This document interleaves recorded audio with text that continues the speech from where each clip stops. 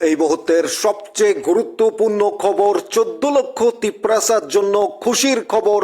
স্বরাষ্ট্রমন্ত্রী অমিত শাহ ত্রিপুরায় রয়েছেন এবং এই মুহূর্তে স্বরাষ্ট্রমন্ত্রী অমিত শাহ এবং মহারাজ প্রদ্যুৎ কিশোর দেববর্মনের বিশেষ বৈঠক চলছে।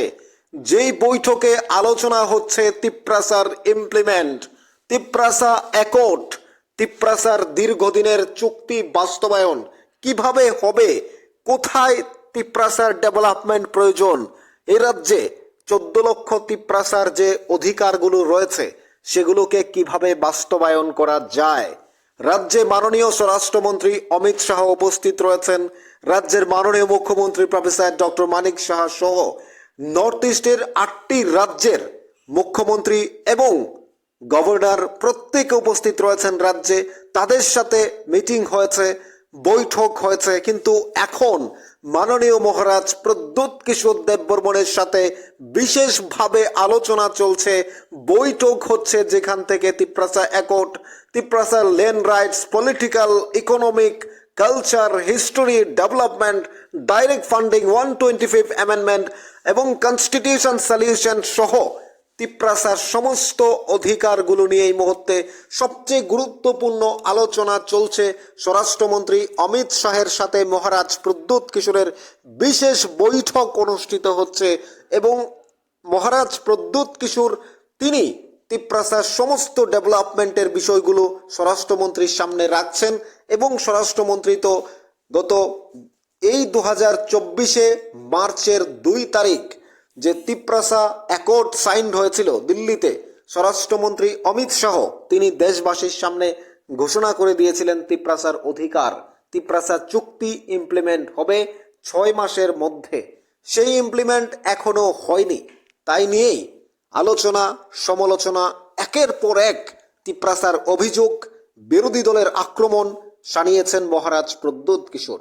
এবার স্বরাষ্ট্রমন্ত্রী সরাসরি ত্রিপুরা রাজ্যে এসে পৌঁছেছেন। ত্রিপুরা রাজ্যে এসে পৌঁছনের পরেই আজ বিভিন্নভাবে বৈঠক হয়েছে, আলোচনা হয়েছে। এই মুহূর্তে মহারাজ প্রদ্যুৎ কিশোর সরাসরি মাননীয় স্বরাষ্ট্রমন্ত্রী অমিত শাহের সাথে বিশেষ বৈঠকে বসেছেন। কিভাবে 14 লক্ষ তিপ্রাসার উন্নয়ন করা যায়, কিভাবে ত্রিপুরার উন্নয়ন করা যায়, কিভাবে তিপ্রাসা অ্যাকর্ডকে ইমপ্লিমেন্ট করা যায়। ফার্স্ট সেকেন্ড রাউন্ড মিটিং পর্যন্ত হয়েছিল দিল্লিতে। যখন রাজ্যে এসেছে, এবার রাজ্যের উন্নয়নের জন্য, তিপ্রাসার ডেভেলপমেন্টের জন্য সরাসরি স্বরাষ্ট্রমন্ত্রীর সাথে বৈঠকে বসেছেন।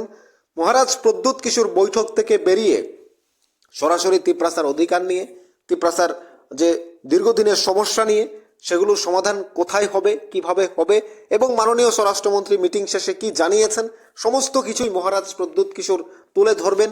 সেই বক্তব্য আমরা আপনাদের কাছে পৌঁছে দেব। তবে এই মুহূর্তের সবচেয়ে গুরুত্বপূর্ণ খবর, সবচেয়ে আলোচনার বিষয়, সবচেয়ে ইম্পর্ট্যান্ট হচ্ছে তিপ্রাসার অধিকার কিভাবে ইমপ্লিমেন্ট হবে। তিপ্রাসার যে 125 অ্যামেন্ডমেন্ট, কনস্টিটিউশন সলিউশন, তিপ্রাসার যে তাদের জমিন, তাদের যে ল্যান্ড রাইটস, পলিটিক্যাল এবং হিস্টোরি, তাদের সর্বোপরি তিপ্রাসার ডেভেলপমেন্ট কিভাবে হবে, তিপ্রাসার ডেভেলপমেন্ট কোথায় প্রয়োজন, ডাইরেক্ট ফান্ডিং কোথায় আসবে, এডিসিকে কিভাবে ডেভেলপমেন্ট করতে হবে, সমস্ত কিছুগুলো স্বরাষ্ট্রমন্ত্রী জানেন। মাননীয় স্বরাষ্ট্রমন্ত্রীর সাথে কথা হয়েছে।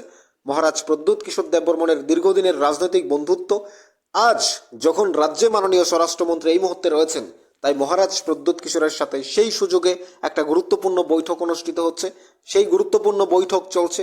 বৈঠক থেকে তিপ্রাসার উন্নয়নের যে চাবিকাঠি, তিপ্রাসা উন্নয়নের যে একটা স্বপ্ন ছিল তিপ্রাসার, সেটা বেরিয়ে আসবে মহারাজ প্রদ্যুতের হাত ধরে।